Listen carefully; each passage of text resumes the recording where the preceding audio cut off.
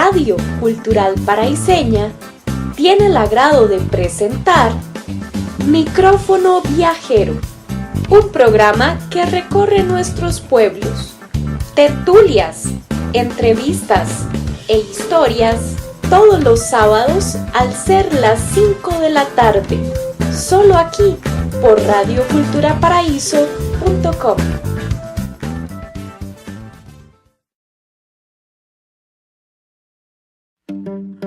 ¿Por qué es que el bachiller Osejo, siendo nicaragüense, viene a ser representante del ayuntamiento de Ujarrás y asimismo es diputado por Ujarrás y también es diputado por Alajuela y tiene puestos también en Nicaragua y hasta en Honduras es representante? ¿A qué se debe eso que hoy sería complicado de comprender? Bueno, tenemos que, primero que como citamos al inicio, Osejo llega a Costa Rica a hacerse cargo de la Cátedra de Filosofía en la Casa de Enseñanza Santo Tomás, que se había fundado en 1814 en San José. La Casa de Enseñanza la abrió la Iglesia Católica, como citábamos al inicio. Luego él incursiona en la vida política, como citas vos, no solo de Ujarrás, sino de Alajuela, de San José, de Cartago, de Nicaragua, El Salvador y Honduras, en Honduras, en Comayagua, porque hay que acordarse que el Reino de Guatemala está compuesto por todas estas provincias y que una vez dada la independencia se forma la República Centroamericana, de la que Costa Rica forma parte, un poco como digamos como regañadientes, pero que se forma la República Centroamericana y entonces hombres como Osejo ocupan puestos no solo en este caso en Ujarrás, en la municipalidad de Ujarrás, sino después en la Junta de Delegados en Cartago, que es miembro de la Junta Suprema de Cartago, es diputado por Cartago, abogado en la Corte Suprema de Justicia de Costa Rica, procurador síndico de San José entre el 28 y el 30, fue diputado de nuevo en 28 y 30 por Ujarrás, ¿verdad? Y estamos hablando de 28-30, él representó a Ujarrás ya no como un simple delegado que iba a ver las cuestiones de los nublados del día, sino como diputado de Ujarrás, de la municipalidad de Ujarrás. La forma en que se elegían los síndicos, los regidores o diputados en el periodo colonial es distinto al de ahora, desde luego, todavía éramos una casi forma colonial, ya habían pasado 9 años, pero la municipalidad de Ujarrás, podía elegir diputado para representar a Costa Rica en la República Centroamericana, y lo hace. Posteriormente, como hemos visto, las intrigas, las serruchadas de piso, las anulaciones de sus credenciales, él regresa a su Nicaragua natal. El gobierno de Nicaragua lo nombra como su representante en Honduras, a la ciudad de Comayagua. Fue también diputado o representante en El Salvador, ¿verdad? Él ocupó un cargo de jefe político en El Salvador en 1838. Posteriormente se fue de nuevo a Comayagua, en donde muere en 1848. Es decir, la cuestión política de la Unión, primero, la Unión Colonial de Centroamérica, que eran 7 las Provincias Unidas de Centroamérica del Reino de Guatemala, y posteriormente, después de la independencia, la Federación. Hace que entonces cualquier miembro de estos países podría formar parte delegado o de regidor o de diputado o de la corte, ¿verdad?, de cualquiera de estos países. Y un hombre con esa formación y que demostró a lo largo de sus años un gran poder de oratoria, un gran poder para justificar sus actividades políticas, es que es nombrado por esos gobiernos. Por ejemplo, el de Nicaragua, y aprovecha un hombre que vieron que se había formado muy bien y que había jugado un papel muy importante en Costa Rica, como para nombrarlo su representante en Comayagua. Hay que Honduras y Nicaragua y estos países, digamos, los límites territoriales después de la independencia pues se estiran o se encogen o forman parte de unos países, partes, en el caso de Guanacaste, toda esa cosa es lo que hace que un hombre como Osejo, con esa preparación, sea nombrado para representar a distintos países o distintos pueblos por su gran capacidad política y por su gran capacidad de formación como educador y político. Por eso es que forma este conglomerado de visitas, digámoslo así, en otros países.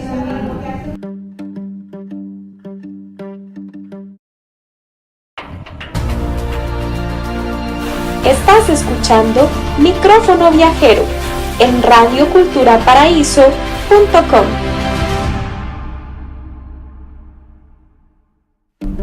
Y precisamente este desconocimiento de la verdadera historia de Ujarrás o muchos de los detalles importantes de la vida de este pueblo tienen que ver con ese proceso que sufrimos en 1832 cuando se decretó el traslado y que es el desarraigo al que fueron sometidos nuestros antepasados, y yo creo que nosotros seguimos heredando esa situación. Cuando aquí vienen a preguntar sobre el nacimiento del cantón, uno tiene que decir que fue creado en 1848 porque hay una ley que promulgó la primera división administrativa del país y así se le dio la categoría de cantón a Paraíso, pero eso hace que se olvide la historia que antecede a esa declaratoria de cantón y que ya prácticamente como que se lo va echando el olvido. Ese desarraigo que también tiene que ver mucho con toda la herencia, y en este caso particular que hablamos de la herencia que nos pudo haber dejado Osejo, es una característica de la historia de nuestra historia, ¿verdad?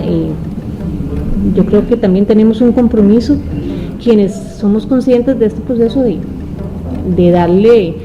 de tratar de solventar en algún momento eso y de difundir lo que es la verdadera historia del Cantón de Paraíso, que no es que nació en 1848, sino que venimos desde Ujarrás, que fuimos desarraigados y que nos cambiaron nuestro nombre arbitrariamente en medio de un decreto que se nos impuso.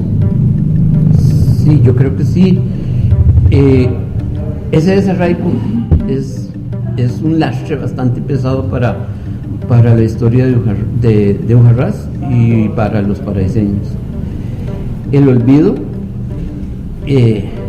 digo que entre comillas porque es como un olvido forzoso al que se somete Ujarrás una vez que es trasladado, y yo creo que sigue imperando el poder político de los cartagos, que, como citaban en otra entrevista que ustedes me hicieron, que son los responsables básicamente de trasladar el pueblo de Ujarrás hacia al valle de Santa Lucía, a los llanos de Santa Lucía, pero con un pretexto, pero que el fondo es otro, ¿verdad? El apropiarse de las tierras y desmembrarlos o desarraigarlos del poder político que había adquirido el municipio desde la llegada a Ujarrás de Osejo y de esa formación de conciencia de un pueblo con una identidad.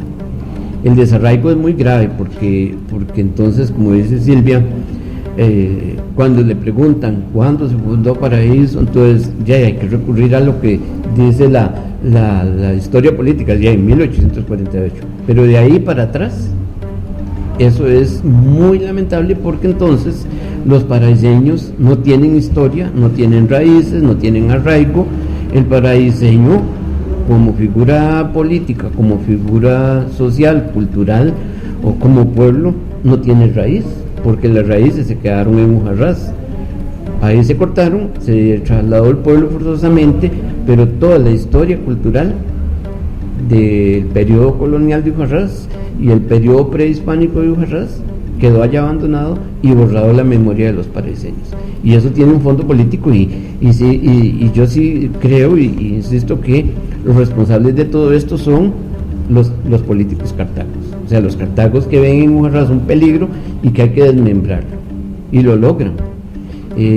Pese a que es en ese 10 años después de la independencia, logran, ya no está Osejo en Ujarrás, ni en Cartago, ni en Costa Rica, pero la rencilla, la intriga política está de manifiesto, y además los intereses de los criollos que citabas vos de mantener el poder económico y político en las manos de los conservadores o de los españoles criollos, ¿no? Y no ven hombres o un pueblo como Ujarrás que podría haber tendido a la liberación total y haberse constituido en uno de los puntos más importantes de la vida política de Costa Rica postcolonial.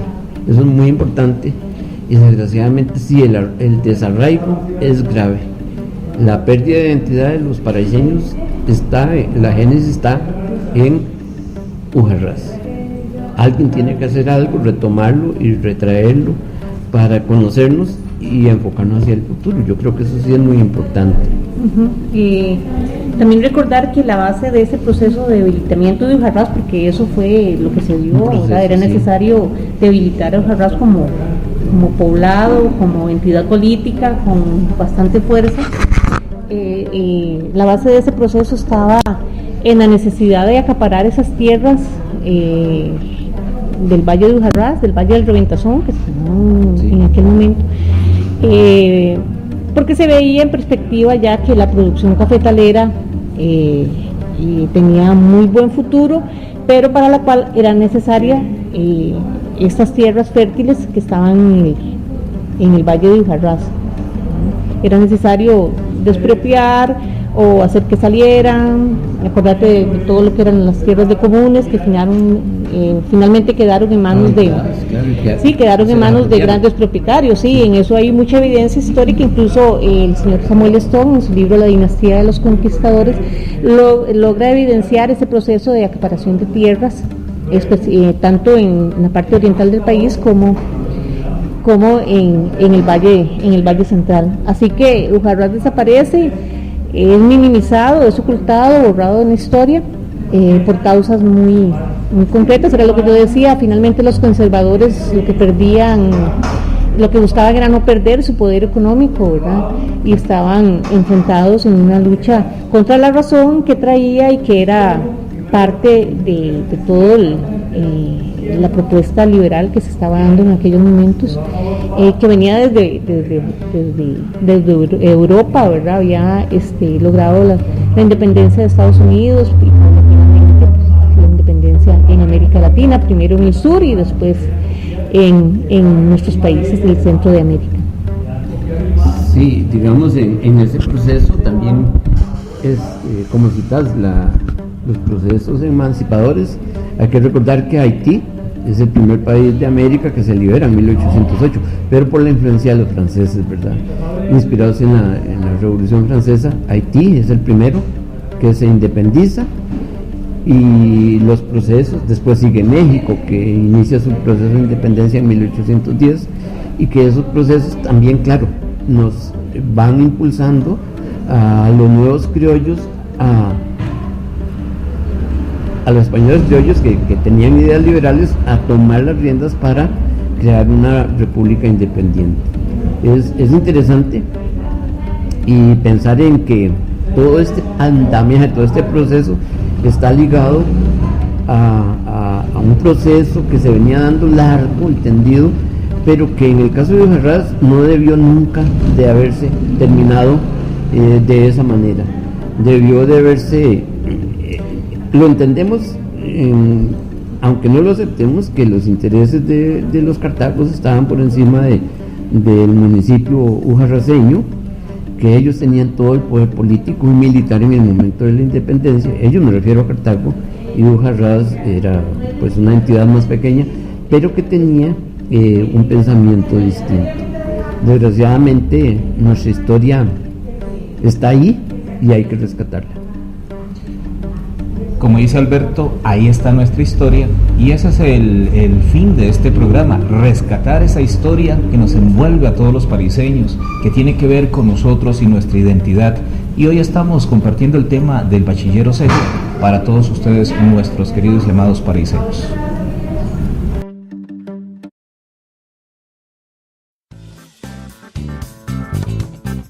Esto fue Micrófono Viajero. Le invitamos a seguirnos escuchando todos los sábados al ser las 5 de la tarde. Micrófono Viajero, solo aquí por radioculturaparaíso.com.